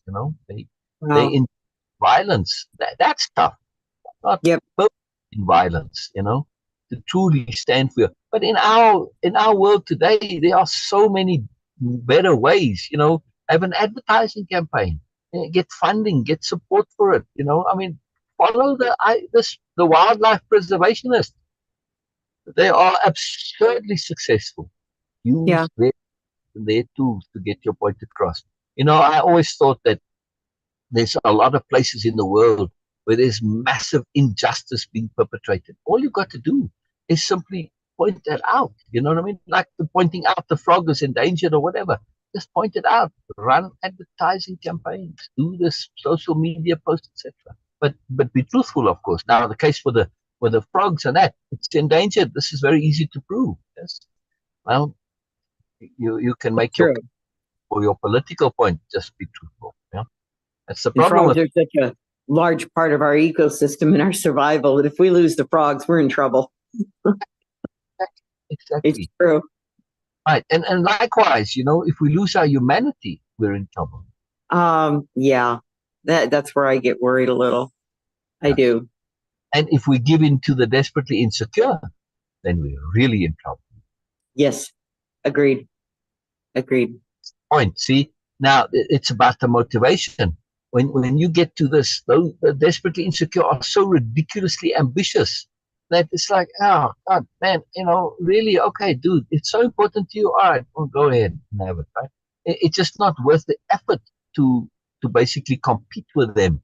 But we need to make that effort as good people to stand up and say, no, sorry, desperately insecure, I cannot tolerate you in an authority position. Even though I don't want it and I'm not interested in it, it's a lot of work and effort. Right. Stand up. Got to stand up and take that spot.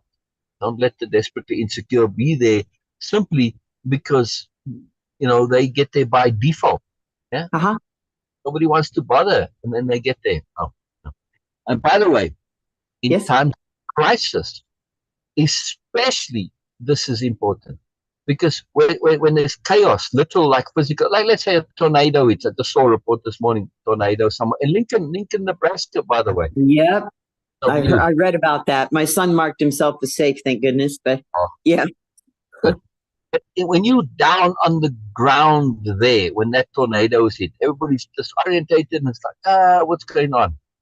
That is the time when the BMNs step up and take charge. Why? Because it's chaos. And anybody who's willing to take command is okay. You don't have to have any proof that you have any worth or value. It's just whoever starts to take command, because if nobody wants to, because they're all focused on their own survival and where's my whatever. That's the time when you absolutely have to step in and not let that BMN take charge. Yes.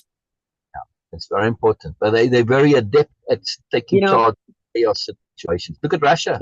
That you bring up a really good point there, though. When men or women are leaving an abusive relationship, and it ties into what you were just talking about tornadoes, then is not the time, and I know this from experience, then is not the time to basically jump from the fire into the frying pan or vice versa. When you're leaving a horrible relationship, one that's abusive, violent, etc., you don't want to go right back into another relationship looking for somebody to take charge, for somebody to lead, for somebody to support. Right. You don't have to learn how to take charge and lead yourself. Exactly. You have to become that leader. Exactly.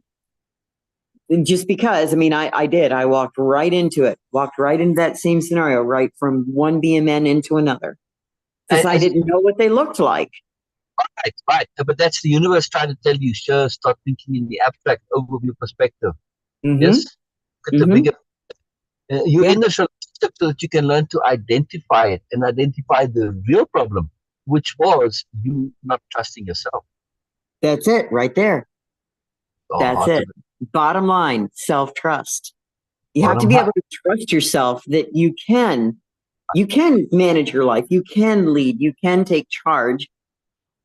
Yes. On affairs. You absolutely can. No matter what your mental health is, it just seems, I'm not going to say no matter what, because I do know that there's some cases that are very extreme, very severe, where people do need a level of support and help. But by and large, anxiety, depression, you're just really not feeling yourself, especially after some kind of long-term breakup.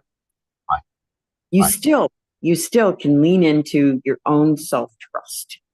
But look at the culture of the BMN. they push this culture that everybody's insecure, everybody's useless, everybody's weak. Why? They Because do. it benefits their position. Well, it Yes. benefits them. Yeah. It Yeah. benefits them 100%.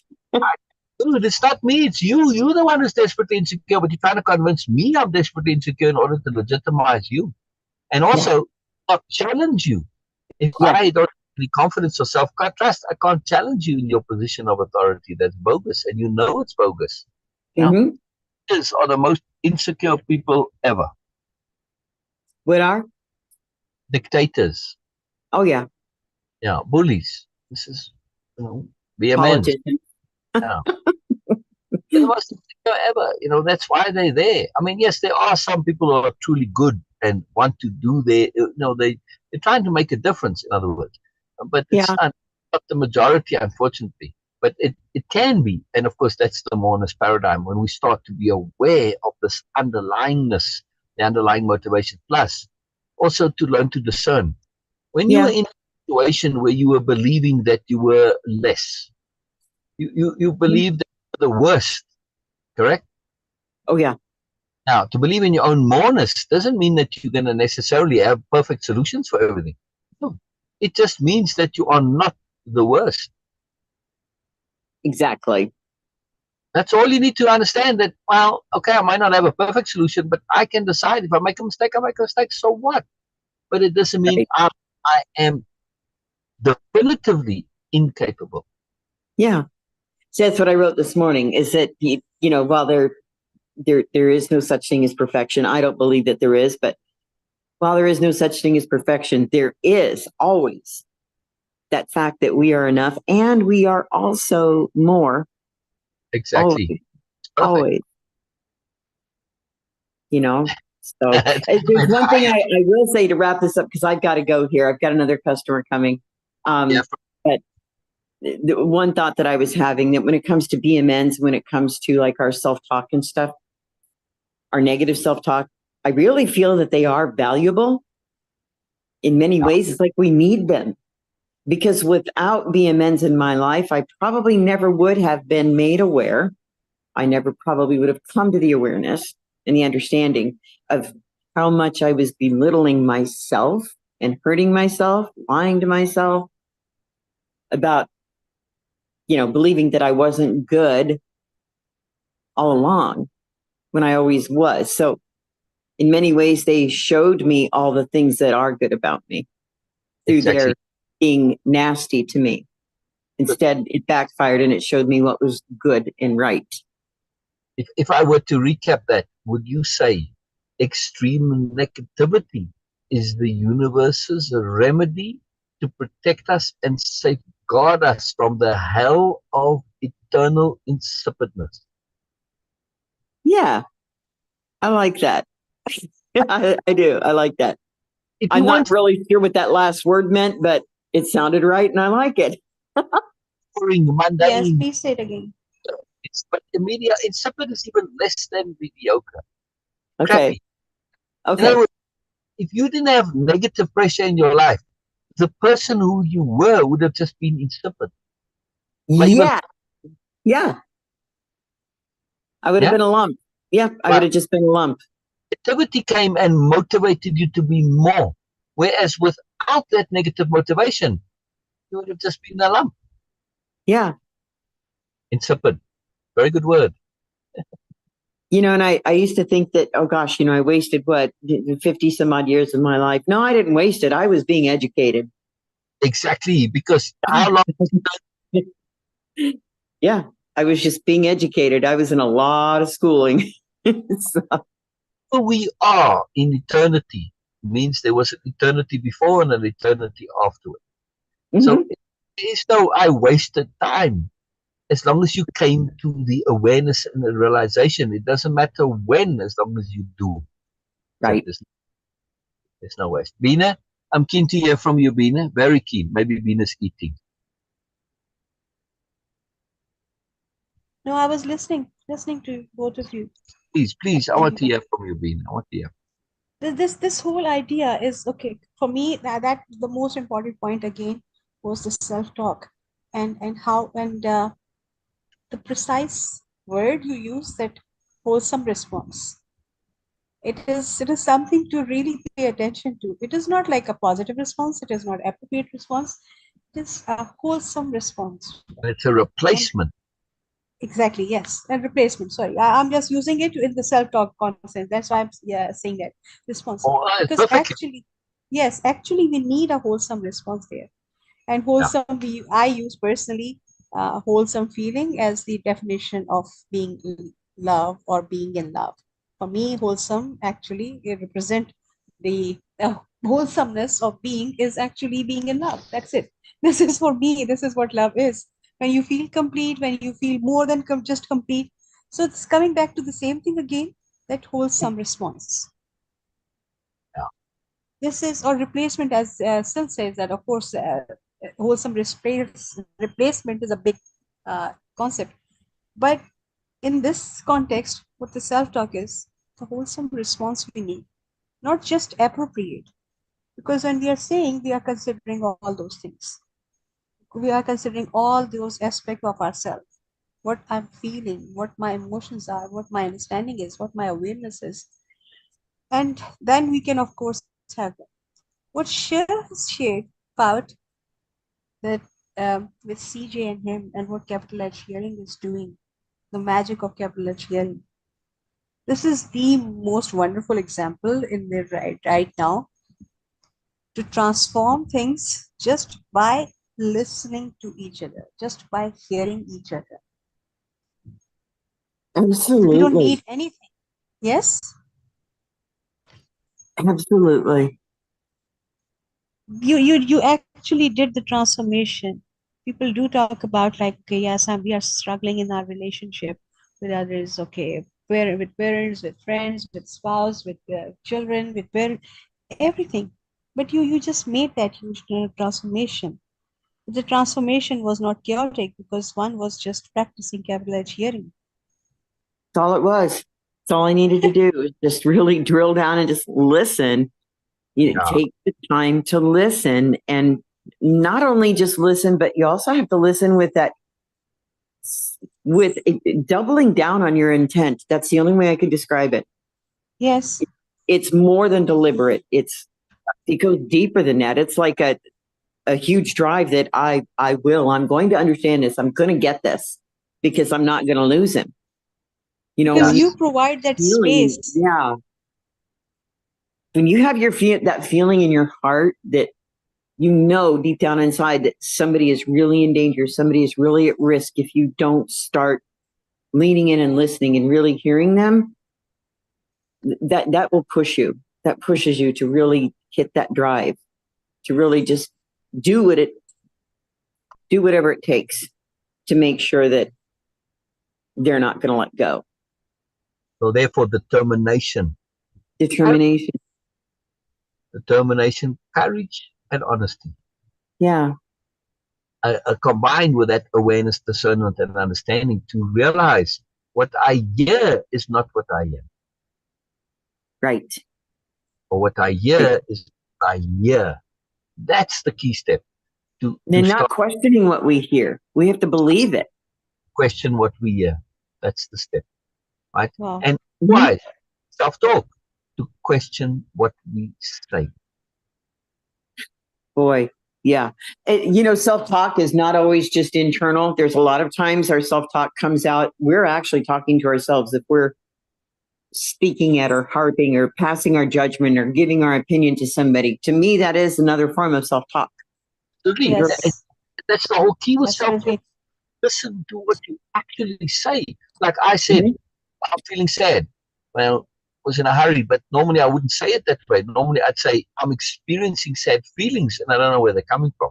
Right? I mean, I did say that Right. in my sentence, but it's that self-talk that's very key. It's because when you say I am's the most powerful words in our language. The moment you say I am, you start to make it a reality because you're honest. Try it That's to it. attach that label, that interpretation. Right. So we have to be careful what we say because it's emphasis in the brain, and emphasis doesn't just come from very strength or powerfulness. It comes also from repetition. It's also emphasis. If I keep continuously saying oh, I'm so stupid. Well, of course, eventually I'm going to be stupid because I kept saying that. You know where this really, really comes in is when, especially in older people, in memory. Yes. As you Mhm. get older, you become more aware, and you become more aware that you are forgetting things. Yes. And now you say, oh, I'm so forgetful. I'm so forgetful. I'm getting older. Oh, I'm losing my memory. And you start to create that reality. I've spoken about this lots. When I was a kid, we used to get True. high getting stuff. Canings, very painful. Yes. Yes. But that stuff all the time. They didn't have the awareness to realize and think ahead. So they continually kept doing the same thing. So don't tell me that kids don't forget stuff. I've got ample proof that, all my friends got canings every day sometimes. He would say, seriously, don't you learn? Because they lived in a bubble. There was no continuity of awareness. They never ever thought ahead. They just were in the now always. It caused them lots of pain and trouble. So my point is, memory isn't an old age issue. As a matter of fact, it's a youth issue. Yes? But we Yeah. become aware and we start to emphasize it, and then we actually create memory. Mm-hmm. Don't ever say, oh, I'm getting forgetful, I'm getting older. It's a reality and a truth. It's absolute nonsense. Absolute nonsense. Well, there's something I always used to say. I always used to say, I'm not getting it. I don't understand. Well, that was another lie to myself. It's not that Exactly. I wasn't getting it. It's just that I was telling myself I couldn't. So now Precisely. give me Wow. just a Yes. moment. I've got to sit with that for a second, figure it out, or I have to, digest it, think about it, unpack it, whatever. But I'm telling myself, as well as verbalizing, that I do get it. Just going to have to figure out Right. how I'm gonna do it. Actually, I have one suggestion for you. When you say those things, just add yet on the end. Yeah, I like that. Yeah, That's it. yeah, I'm getting it yet. That yet changes everything. You're yeah, telling me that, uh, okay, I don't get it right now, but I'm going to get it. I'm going to yeah. figure it out. That's shifting that perspective. Right, right, right. It And really also, is. by implication, you're saying I can get it, and that's very important. And then also, at some point, when you do start getting things, to say, hey, you know what, I'm starting to get things right away. And now because it's true, right? And the key with self affirmations and self talk, always be real, but be strategic as well. When you say, I'm not getting it yet, doesn't matter that I'm completely clueless. I have trust and faith that I will get it. That Mm-hmm. may to be so, I may not get it. But at that moment in time, I was truly honest, and I really feel like I will get it, even if it, 1 in 100 I don't get. Okay, who knows? I'll get it sometime, and I have gone to things decades later. So just It's leave it okay. open. Well, I'm going to have to get going. My next lady is going to be here in about 5 minutes. So Screen share to show that this is like, isn't that what just a picture of what we were doing now? Connecting to moreness and universe and having all this beautiful It stuff. is. It is awesome. Yes. Perfect. I like Sure. that. That's pretty. Yeah, that's how Yes. I really like that. it's very cool. Is that one you made? Yes, yeah. All the art in the, Beautiful. it's kind of a pain because for each one like this, you have to go through tens, dozens, sometimes hundreds to get what you want. I have, Oh yeah. but to get it right, you see, and these are made from the content of the chapter. I say I want something to represent this, and then it comes, but I'm in the style that I want, and it's a lot of work, but it's worth it because man, you Yeah. get that. And then the first one, right? This was, opinion on how to handle mental health issues, right? I thought this was really good. Somebody That's a kind of nice one. figured out, not necessarily being depressed or lonely, but mental health issues is a solitary thing, really, in the bottom line, right? You're on your own to a large extent. No matter how much people you have around you, you're still on your own. But still, this connectivity, trying to figure out, and the negative maybe in the positive. I just thought it was That's very really cool. cool. All That right, is wonderful. really cool. Okay. We get there Wonderful to talking and spending time with you two this afternoon. I appreciate you letting me jump in. anytime. You're always welcome. Anytime. Anytime. Anytime. Anytime. Yes. Yes. And I'll have to, I told Syl the other day, thanks. It's like, I do miss you guys. I've just been super swamped. Doing 3 different jobs, and then CJ, I don't see him as a job, but he's full-time too. So Yes. Beena, my day is 24. I understand life is very busy, so as appropriate. But that's what I like about this, that you jumped in between now, and you were utilizing the time. And of course, we're cool. So you have a customer that comes, well, just buy, and okay, no problem. It's not an issue. Well, she did Yes. ask me what it was about. So. Oh, good. Well, tell her. Did you tell her? Yep. Oh, I let her know. Yeah, she's like, wow, you just kind of do it all. And I'm like, right now I do, yes. So, Yes. I mean, maybe it's a topic that's of interest to the customer. And, while you're busy fitting them and measuring them, we can have a discussion. Well, why not? It's not a problem. Absolutely. I'll be doing her wedding in August. So. Oh, good. Wow. Good. That's wonderful. Brilliant. Sher, as Syl was saying that, okay, of course, you are always welcome, and it is always as appropriate. And it is wonderful that you are doing a lot, because we understand that. Just a reminder that you must be. There is a should there, that you must be, you should be your priority always. That's it. And by the way, Sher. Yes, sir. Set a link for donation. Good thought. That's probably going to happen on Wednesday. Yes. Okay. That's a really in a case, right? Okay, I don't have a ton of people here all the time, but I'm envisioning some point in the future where I could say, hey, listen, you've heard Sher's story. You want to help out, Sher, just as make you feel good. Here we go. Yes, Sher's donation link, just for no reason whatsoever other than this is somebody who could use some help here, and it would be a great benefit. It's not like you're desperate necessarily, but it's just going to help and make a difference. So, I'm just saying, but have it ready, in other words. No, that really is that's a wonderful idea. That is going to go down in my my thought book here. So, it's in your to do. Fleshing it all out and building it all out, and in between sewing, I'm working on my book. I'm working on my talk. Yes. So that's in progress. I got so many different things. Coaching is coming along.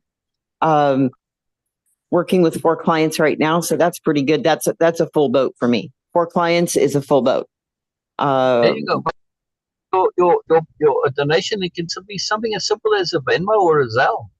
Yes. Yeah, I have Venmo, Cash App, PayPal. So yeah, any of them, right? I mean, for me, my PayPal is easy. It's solsebastian@gmail.com. It's my PayPal link. So, but again, it's being prepared and having it ready. That's all I was thinking. That the universe will when we are prepared, like this. It does. Excuse me, girl. Doggy, you need to move over. Thank you. Yes. Is that wonderful person you live with besides CJ? Yes. Yeah. She was laying in front of the window where it's nice and cool. So yeah, she likes it there. Okay. Yep, there it is. Striking 2. I'm gonna scoot. Bye-bye. Okay. Bye-bye. That's lovely. Any comments on the overall? Okay. You get. Okay. What you were saying about the desperate, what was the word for that? Desperately insecure. Desperately insecure. Yes. That is something, of course, I understand the concept, but every single time when you were saying desperately insecure, it was cutting off. Anyway. That idea, the desperately insecure, that person cannot practice capillage hearing. If you are desperately insecure, this is complete opposite to capillage hearing. Practicing capillage hearing. Yeah, regularly, Beena. They only hear themselves. Wow. Yeah. They don't even have little H hearing. Well, I Sorry. really, you watch them in a conversation. They're just talking about their agenda, even though it's like more or less loosely, supposedly associated, but they're promoting themselves, they're justifying themselves, they're substantiating themselves, they're legitimizing themselves. That's the agenda. They're always doing the same thing. Doesn't matter what the situation is, what they're talking about. In some way, it's always about that incessant self-promotion, which is motivated by the insecurity. It's fascinating. We don't hear. Yes. Incredible. Never mind, So I capital was A. thinking, this is what I was thinking, that Yeah. by doing capital H hearing, by practicing that, you not only get into, of course, in a position where you extract moreness, moreness in your life, you are able to get more value in your life, but also you prevent a lot of possible potential things in life which are not really nice or needed, like desperation, like insecurities. When you are practicing approach hearing, you are not desperate to respond to anything. You are not desperate to do anything at all. You are That's just keen to share space, like Sher has provided for CJ. exactly. A capital H hearing goes along with the next chapter, which is called the lesson of grace. Hmm. Yes. When we are capital H hearing, we're in a space of independence of being. Yes. I'm able to hear you. Why? Because I have no agendas. I have nothing I need to press and push and communicate. And I don't have to make you believe something, understand something, be aware of something. I don't have any have to. I have no motivational pressure other than to let what comes comes.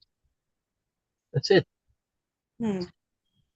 That's what capital H hearing is. And in that absence of motivational pressure from me, that's how I make space for the sharing. I create that vacuum which invites you to fill that space because I'm not filling that space with anything. Yes. Now, now. So the lack of desperation, but it goes more than just a lack of desperation. It goes to the havingness of acceptance, confidence, calm, joy, peace, and being at one with the world. I have nothing to prove. Therefore, I can hear. Never mind to prove, Yes. to achieve, to implement, to do. This is why sharing is so huge. When you realize sharing is a gift, I don't have to share. No? Okay, if there's a space and an opportunity to share as appropriate, I do so. And here we have capital H hearing as the application of capital A appropriate.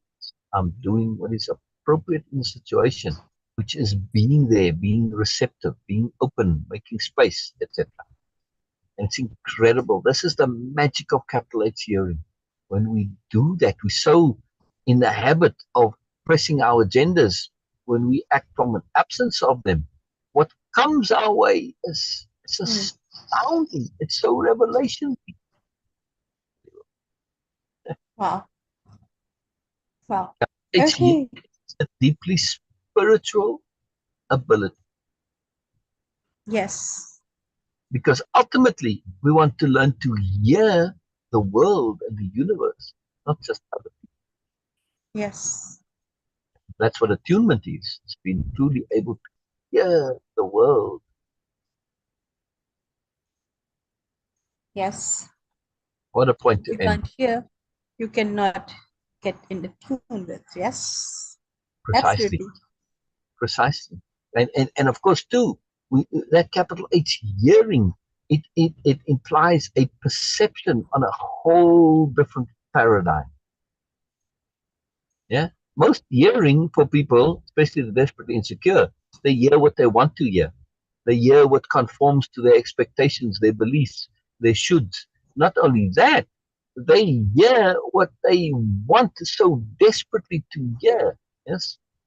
And they will completely distort what gets said in order to fit their version, like you were saying before. Right? People conform their reality to match their desires and wants and expectations. the desperately Yes. insecure are absolute champions at this.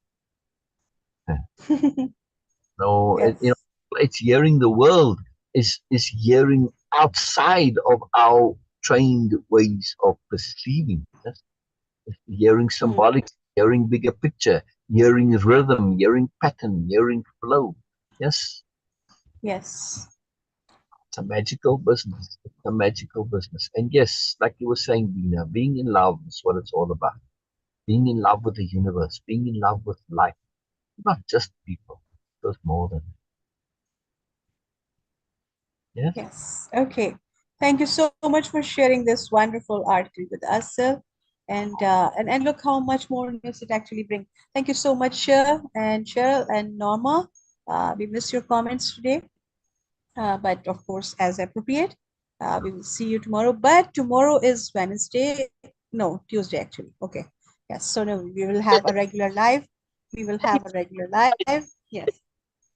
I was too excited for the Wednesday. Anyway. So we will have tomorrow again live.